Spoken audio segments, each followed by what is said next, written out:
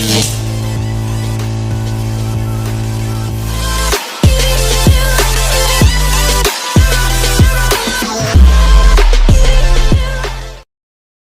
few moments later. Perkenalkan, nama saya Muhammad Galang Pangestu. Di sini saya akan menjelaskan tentang keuangan desa.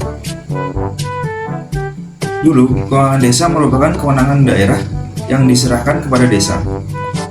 Pembangunan di desa bersifat sentralistik dan pemerintah desa menjalankan tugas yang bersifat administratif. Dan sekarang, desa didorong untuk mengembangkan berbagai aktivitas dan potensi berbasis kearifan lokal yang produktif dan bernilai ekonomis. Desa berhak mengatur dan mengurus urusannya sendiri, dan desa memiliki pendanaan yang besar sebagai modal memenuhi kebutuhan pembangunan dan pemberdayaan masyarakat. Kekuasaan pengelolaan keuangan desa dipegang oleh kepala desa selaku PPKD, yaitu pemegang kekuasaan pengelolaan keuangan desa.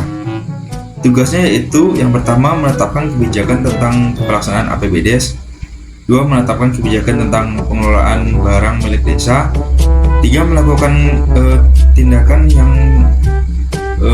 pengeluaran atas beban APBDes, yang keempat yaitu menetapkan PPKD, yang kelima yaitu menyetujui DPA, yang keenam yaitu menyetujui RAK, yaitu rencana anggaran kas desa, yang ketujuh yaitu menyetujui SPP, surat permintaan pembayaran, yang kedelapan yaitu melakukan verifikasi terhadap DPA, DPPA, dan DPAL, yang sembilan yaitu melakukan verifikasi terhadap RAK desa, yang ke-10 yaitu melakukan verifikasi terhadap bukti penerimaan dan pengeluaran APBDes.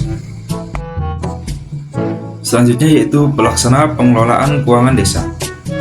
Pelaksana pengelolaan keuangan desa yang pertama yaitu sekretaris desa. Sekretaris desa sebagai koordinator PPKD, tugasnya yaitu yang pertama mengkoordinasi penyusunan dan pelaksanaan kebijakan APBDes. Yang kedua, mengkoordinasi penyusunan rancangan APBDes dan rancangan perubahan APBDes. Yang ketiga yaitu mengkoordinasikan penyusunan rancangan peraturan desa tentang APBDes, perubahan APBDes, dan pertanggungjawaban pelaksanaan APBDes. Yang keempat yaitu mengkoordinasikan penyusunan rancangan peraturan kepala desa tentang penjabaran APBDes dan perubahan penjabaran APBDes. Yang kelima yaitu mengkoordinasi tugas perangkat desa lain yang menjalankan tugas PPKD. Yang keenam yaitu mengkoordinasi penyusunan laporan keuangan desa dalam rangka pelaksanaan APBDes.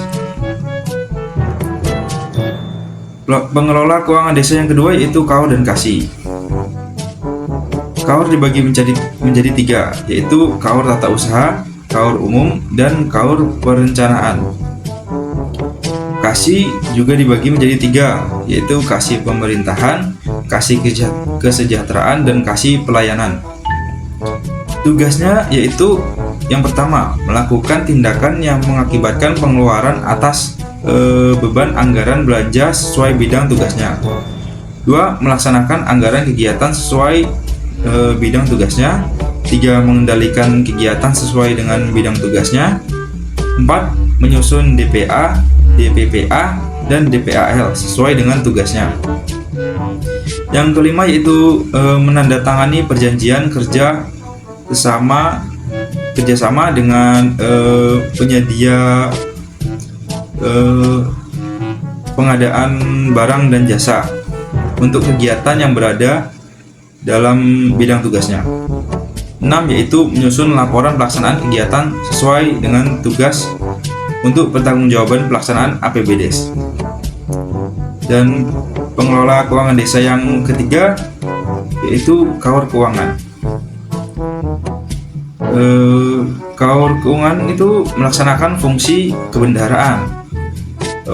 Tugasnya yaitu yang pertama menyusun RAK Desa, yaitu Rancangan Anggaran Keuangan Desa. Yang kedua itu melakukan penatausahaan yang meliputi menerima, menyimpan, menyetorkan, membayar, menatausahakan dan mempertanggungjawabkan penerimaan pendapatan desa dan pengeluaran dalam rangka pelaksanaan APBDes. Selanjutnya saya akan menjelaskan tentang anggaran pendapatan desa atau APBDes. Apa saja sih yang ada di dalam APBDes? Nah, yang pertama yaitu ada pendapatan desa, yang kedua yaitu belanja desa, dan yang ketiga pembiayaan desa.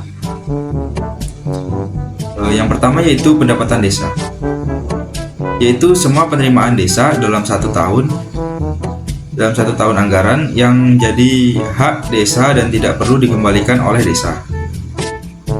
Nah, apa saja sih pendapatan desa itu? Yang pertama yaitu pendapatan asli desa, yang kedua yaitu transfer, dan yang ketiga pendapatan lainnya. Yang pertama yaitu pendapatan asli desa. Contoh pendapatan asli desa yaitu yang pertama adalah hasil usaha atau hasil BUMDes. Yang kedua yaitu hasil aset, antara lain yaitu tanah kas desa,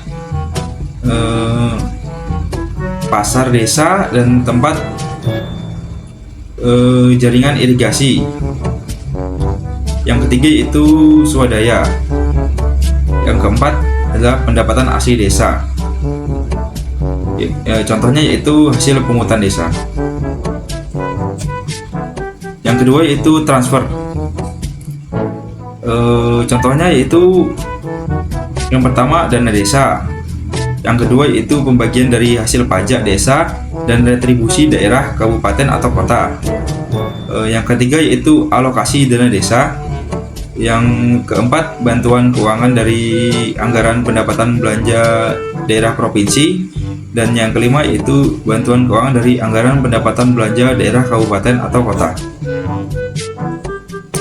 Dan yang terakhir yaitu pendapatan lainnya, yaitu contohnya yang pertama penerimaan dari hasil kerjasama desa, yang kedua yaitu penerimaan dari bantuan perusahaan yang beralokasi di desa, yang ketiga yaitu penerimaan dari hibah dan sumbangan dari pihak ketiga, yang keempat yaitu koreksi kesalahan belanja tahun anggaran sebelumnya, dan yang mengakibatkan penerimaan di kas desa pada tahun anggaran berjalan.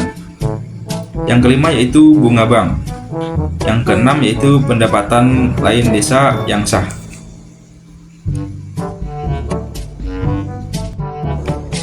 Selanjutnya yang ada di dalam APBDes yaitu belanja desa, yaitu semua pengeluaran yang merupakan kewajiban desa dalam satu tahun anggaran yang tidak akan diperoleh pembayarannya kembali oleh desa, dan dipergunakan untuk kewenangan desa. Klasifikasi belanja desa yang pertama yaitu penyelenggaraan pemerintahan desa, yang kedua pelaksanaan pembangunan desa, yang ketiga pembinaan kemasyarakatan desa, yang keempat pemberdayaan masyarakat desa, yang kelima penanggulangan bencana, keadaan darurat, dan mendesak desa. Klasifikasi belanja desa yang pertama yaitu penyelenggaraan pemerintah desa, yaitu contohnya penyelenggaraan belanja penghasilan tetap, tunjangan, dan operasional pemerintah desa. Yang kedua yaitu sarana dan prasarana pemerintah desa.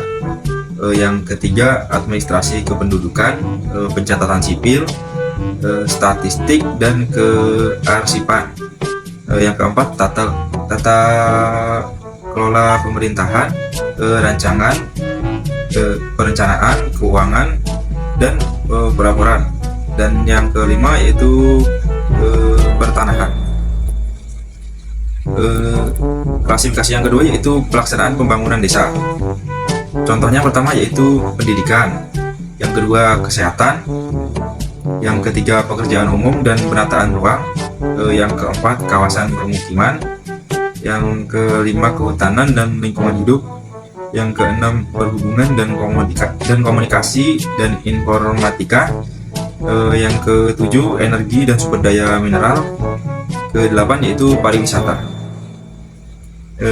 Klasifikasi yang ketiga yaitu pembinaan kemasyarakatan desa. Contohnya itu yang pertama, ketentraman, ketertiban, dan perlindungan masyarakat. Yang kedua yaitu kebudayaan dan keagamaan. Yang ketiga yaitu kepemudaan dan olahraga. Yang keempat yaitu kelembagaan masyarakat. Yang klasifikasi yang keempat yaitu pemberdayaan masyarakat desa. Yang pertama contohnya yaitu kelautan dan perikanan. Yang kedua, pertanian dan peternakan. Yang keempat yaitu peningkatan kapasitas aparatur desa. Yang keempat yaitu pemberdayaan perempuan, perlindungan anak dan keluarga. Yang kelima yaitu koperasi, usaha mikro kecil dan menengah. Yang keenam yaitu dukungan penanaman modal. Dan yang ketujuh yaitu perdagangan dan perindustrian. Dan yang klasifikasi yang kelima yaitu penanggulangan bencana, keadaan darurat dan mendesak desa. Contohnya yaitu penanggulangan bencana, keadaan darurat, dan yang terakhir keadaan mendesak.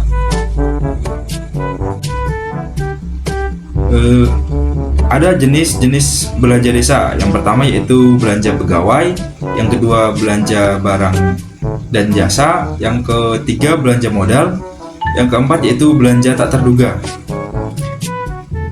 Yang pertama yaitu belanja pegawai. Belanja pegawai dianggarkan untuk pengeluaran penghasilan tetap, tunjangan, penerimaan lain, dan pembayaran jaminan sosial bagi kepala desa dan perangkat desa, serta tunjangan BPD. Yang kedua yaitu belanja barang. Digunakan untuk pengeluaran bagi pengadaan barang atau jasa yang nilai manfaatnya kurang dari 12 bulan. Yang ketiga, belanja tak terduga. Merupakan belanja untuk kegiatan pada sub bidang penanggulangan bencana, keadaan darurat, dan keadaan mendesak yang berskala lokal desa. Dan yang terakhir dalam APBDes yaitu pembiayaan, yaitu semua penerimaan yang perlu dibayar kembali dan atau pengeluaran yang akan diterima kembali, baik pada tahun anggaran yang bersangkutan maupun pada tahun anggaran berikutnya. Pembiayaan ini terdiri dari penerimaan pembiayaan dan pengeluaran pembiayaan.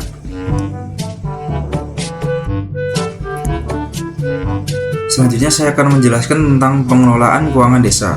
Yang pertama yaitu perencanaan. Perencanaan di sini merupakan penerimaan dan pengeluaran pemerintah pada tahun anggaran berkenaan yang dianggarkan dalam APBDes. Perencanaan ini mengacu pada pedoman penyusunan APBDes yang diatur dalam peraturan bupati atau wali kota setiap tahun yang memuat tentang sinkronisasi kebijakan pemerintah daerah, kabupaten atau kota dengan kewenangan desa dan RKPDes. Prinsip penyusunan APBDes, kebijakan penyusunan APBDes, dan teknik penyusunan APBDes, dan hal khusus lainnya. Tahapannya yaitu pertama musrembang, lalu lakukan rancangan APBDes. Setelah itu sekretaris desa menyampaikan rancangan peraturan desa tersebut kepada kepala desa dan disampaikan oleh kepala desa ke BPD dan dibahas dalam musdes atau musyawarah desa. Lalu disampaikan kepada bupati melalui camat untuk dievaluasi dan terakhir penetapan APBDes. Yang kedua yaitu pelaksanaan. Pelaksanaan di sini merupakan penerimaan dan pengeluaran desa yang dilakukan melalui rekening kas desa pada bank yang ditunjukkan bupati atau wali kota. Kepala desa menugaskan KAUR dan KASI pelaksanaan kegiatan anggaran sesuai dengan tugasnya, menyusun DPA paling lama 3 hari kerja setelah peraturan desa tentang APBDes dan peraturan kepala desa tentang penjabaran APBDes ditetapkan. Yang ketiga yaitu penata usahaan. Penata usahaan dilakukan oleh KAUR Keuangan sebagai pelaksanaan fungsi kebendaharaan dengan mencatat setiap penerimaan dan pengeluaran dalam buku kas umum yang ditutup setiap bulan. Dan yang terakhir yaitu pelaporan. Dan yang keempat yaitu pelaporan. Kepala desa menyampaikan laporan pelaksanaan APBD sementara pertama kepada bupati atau wali kota melalui camat yang terdiri dari laporan pelaksanaan APBDes dan laporan realisasi kegiatan. Bupati wali kota menyampaikan laporan konsolidasi pelaksanaan APBDes kepada menteri melalui Direktur Jenderal Bina Pemerintahan Desa paling lambat minggu kedua bulan Agustus tahun berjalan. Dan yang terakhir yaitu pertanggungjawaban. Kepala desa menyampaikan laporan pertanggungjawaban realisasi APBDes kepada bupati atau wali kota melalui camat setiap akhir tahun anggaran, paling lambat 3 bulan setelah akhir tahun yang ditetapkan dengan peraturan desa. Peraturan desa ini disertai dengan yang pertama laporan keuangan, yang kedua laporan realisasi kegiatan, dan yang ketiga daftar program sektoral. Mungkin sekian yang dapat saya sampaikan. Apabila ada salah kata saya mohon maaf. Saya akhiri. Wassalamualaikum warahmatullahi wabarakatuh. Thank you.